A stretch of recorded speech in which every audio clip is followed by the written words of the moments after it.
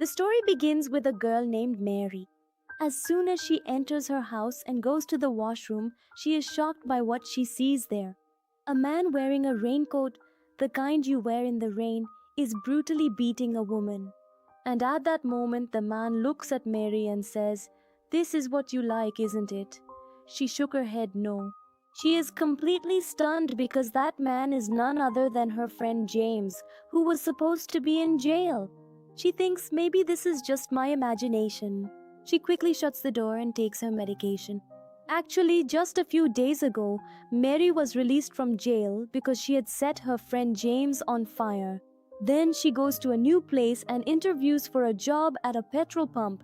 When the owner of the pump finds out that she has a criminal record, he asks her the reason. Mary clearly states that what she did was her mistake and she has already served her sentence, as she came on the recommendation of her parole officer.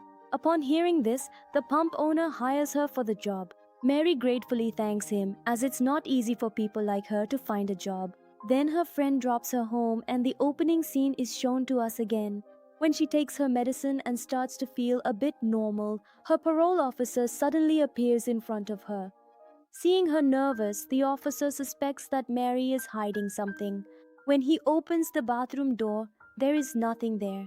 He explains to Mary that she must take her medication on time and not tell anyone that she experiences illusions. That is, she sees delusional thoughts. Otherwise, she will be sent to a mental hospital. After this, Mary goes to the park to calm her mind a bit, but even there, she sees James.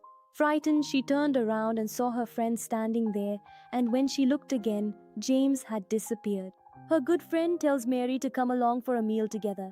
At the restaurant, Mary says that she saw James and that it wasn't just an illusion. She believes that James has managed to escape from jail. Hearing this, her friend doesn't believe her. She asks, "But how is that possible?" Meanwhile, Mary sees another illusion. She sees blood flowing from her friend's head. Right now.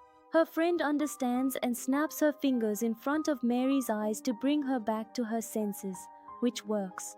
Mary is starting to feel a sense of fear, wondering if all of this is really just a product of her mind. After reaching home, she receives a phone call. It was the voice of a woman saying, "You saw my son dying and did absolutely nothing. Now I will kill you myself." Hearing this, a frightened Mary hangs up the phone, but the voice doesn't stop. She even disconnects the phone line, but the voice still keeps coming. Finally, in anger, she smashes the entire phone. Now Mary leaves with her friend to go for her night shift. But just then, thunder rumbles in the sky. It seemed like it could start pouring heavily at any moment. On the way, she is talking to her friend. Mary said that she is very afraid of rainy nights. When she reached the petrol pump, it started raining heavily. As soon as she went inside, her night shift colleague welcomed her with a smile and explained all the responsibilities of the shift, from the cash counter to everything else. Once he realized that Mary understood the whole situation, he left. Her friend says that she will come to pick her up in the morning, tells her to take care of herself until then, and then leaves. But as soon as she reaches her car, a person wearing a raincoat, holding a hammer in his hand, is staring at her. As soon as she rolled down the car window and threw her cigarette outside, the man came forward and struck her face directly with the hammer, injuring her badly. Then he dragged her out and forcefully took her away from there. Although she was screaming for help, her cries could not be heard by anyone over the sound of the rain. Meanwhile, Mary stepped outside and, to escape the boredom of loneliness, lit a cigarette. But just then, the same man in the raincoat was seen approaching her. When Mary turned around, there was no one there. Upon coming back inside, she started to feel uneasy, as if someone had entered the shop. She looks around in all directions, and just then, someone passes behind her, but she doesn't notice. Meanwhile, a phone call comes in, and it's a woman. She asks Mary what time the shop stays open until. Mary tells her the time and hangs up the phone. But just a few seconds later, the same woman calls again and repeats the same question. Then a third time and a fourth time, the same question over and over, which now started to annoy Mary. Just as she was about to say something, a voice comes from the phone. "You like watching others die, don't you?" It was the same voice she had heard during the day. Frightened, she immediately hung up the phone and took her medicine. Meanwhile, the first customer came in, who was a truck driver. As soon as he entered, he started looking for the owner because he often comes here. Then, jokingly, he says to Mary, "You seem like a friend of mine." After picking up his stuff, he leaves, but his card was left behind. So Mary steps outside, but by then the truck driver had already driven away. Just then, a man appeared coming from the front. The astonishing thing was that his entire body was engulfed in flames. Seeing this, Mary was completely shaken. Gripped by fear, she stepped back, but accidentally bumped into someone who turned out to be her other worker colleague, whom the pump owner had sent to check if Mary needed anything. When Mary shows him the truck driver's card inside, the worker says, "Oh, I know him. He left it here on purpose." Because that's his classic little maneuver to impress girls. He will definitely come back. Give it to him when he's back. Mid-conversation, the worker asks Mary about the jail incident. Mary said yes, she'd been in jail. She then revealed her friend James was a crazy serial killer who killed 35 girls. In the beginning, I didn't suspect a thing, but one day I accidentally went down to the basement where I saw James murdering a girl. At that time, James threatened me that if I told anyone, he would kill me and my family. That's why, out of fear, I stayed silent. But that wasn't all. Every time James killed someone, he would force me to sit with him and watch him commit the crime. One day, when James killed the 35th girl, I was overwhelmed with shame and decided that enough was enough. I made up my mind to kill James. At night, after he fell asleep, I set the whole house on fire. But fate played a strange game. Both of us survived, but we were completely burned. As a result, James was sentenced to life imprisonment, and I was sent to jail for hiding his crime. This had a profound effect on my mind. Since then, I have been living in constant fear and paranoia. Now I see James's shadow everywhere. Hearing all this, the worker felt very sad, and after comforting Mary, he left from there. Meanwhile, two customers enter the shop. As Mary started making the bill, the phone rang. And on the other end, she heard the same old song that James used to play before committing a murder. Mary quickly hung up the phone. She was so scared that she was in a bad state. Seeing the expression on her face, the customers got nervous and started to leave. As they were leaving, they said, "The flush in the washroom isn't working, please check it." Meanwhile, the worker's car broke down in the middle of the road. As soon as he gets out to check, the same man wearing a raincoat comes and hits him on the head with a hammer, injuring him.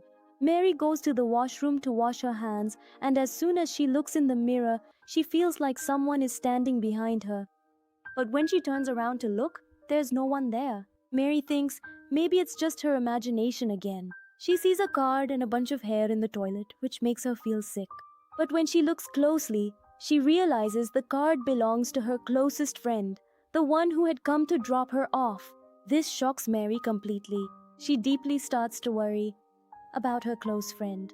Just then, a blood-soaked hand emerges from the toilet. It grabs Mary. Struggling, she falls backward. At the same moment, a blood-soaked woman appears in front of her and screams, "Why didn't you save me?" Terrified, Mary shuts her eyes and tells herself that none of this is real. This is just my mind playing tricks on me. It's all in my head. And when she opens her eyes again, everything returns to normal. Frightened by all this, she no longer has the courage to stay in the washroom and runs back into the shop. There, the parole officers are already present. They ask Mary how she is doing. Mary says that she is absolutely fine, and then the officers head towards the washroom. Just then, another customer enters, wearing a raincoat from head to toe. When Mary sees his face, she is shocked. What is this? It's James. Frightened and shaking, she tries to deny it's real. Then the man slaps her hard and painfully. Mary was deeply shaken by the entire situation that had just occurred, struggling to decide for herself if this was reality or just her imagination. She closes her eyes, and when she opens them again, the same person in the raincoat has now become a woman. The woman had come to buy petrol. After paying, she asks, "Until what time will you keep the shop open tonight?" Mary immediately recognizes her voice. It was the same woman who had been calling her repeatedly. Mary started yelling at the woman. Her parole officer comes running into the shop. He sees that Mary is shouting furiously at a customer. This makes him think that maybe Mary's mental illness has become active again. When Mary explained everything, the officer thought that it was all just Mary's imagination. In other words, thoughts that only she could see. That's why he just warns Mary and leaves. Just then, the sound of a car stopping was heard outside. When Mary went outside, she saw that it was her friend's car. She was puzzled, thinking, but how come she's here so late at night?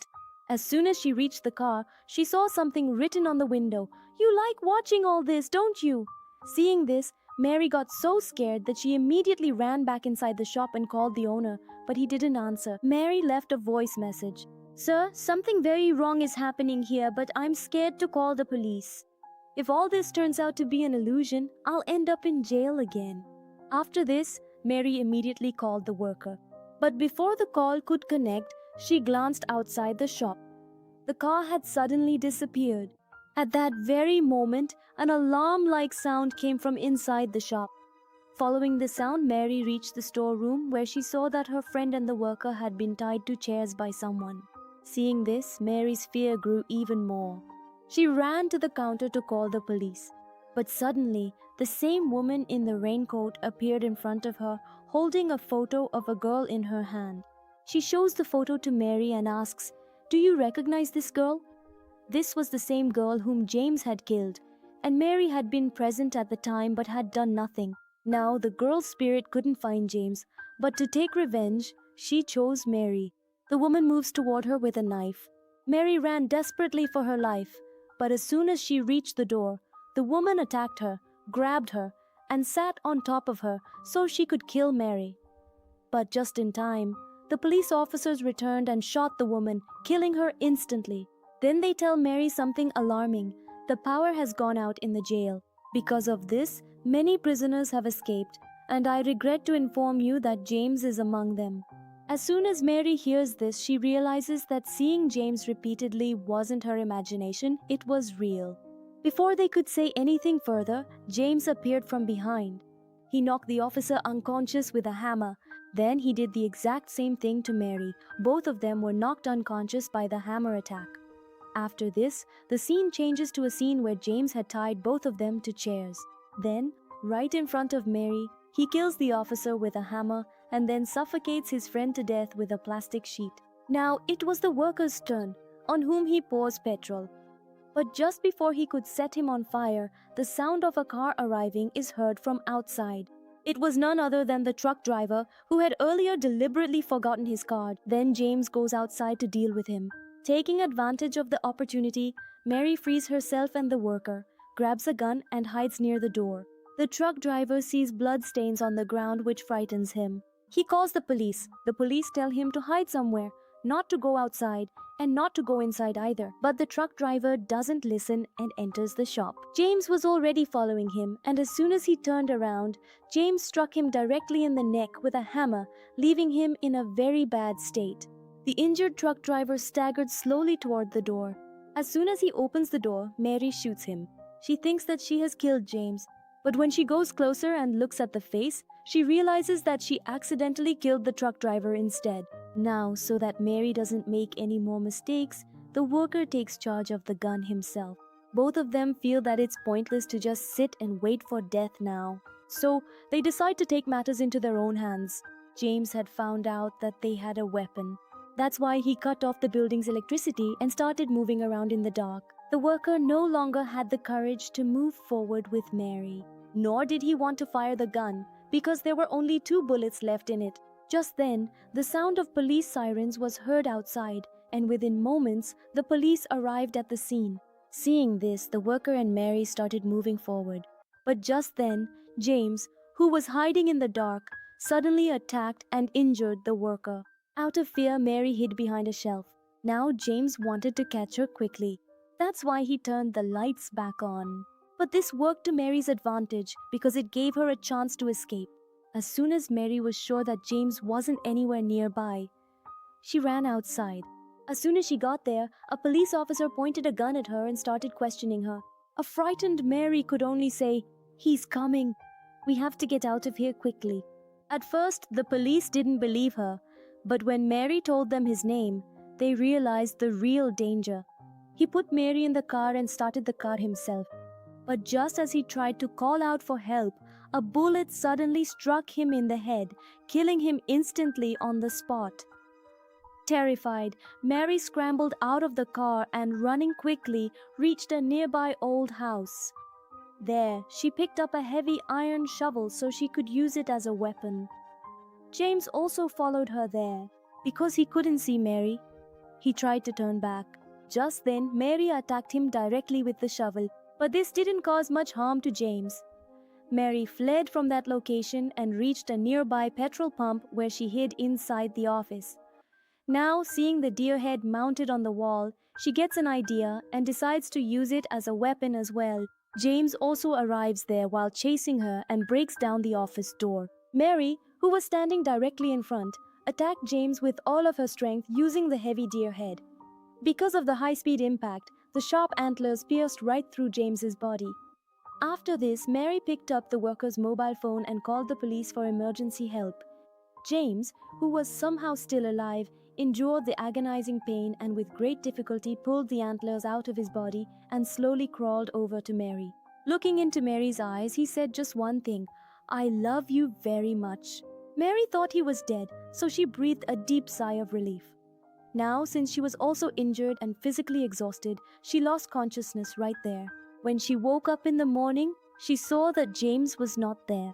This meant that he was alive and had escaped from there, which pointed towards an impending danger.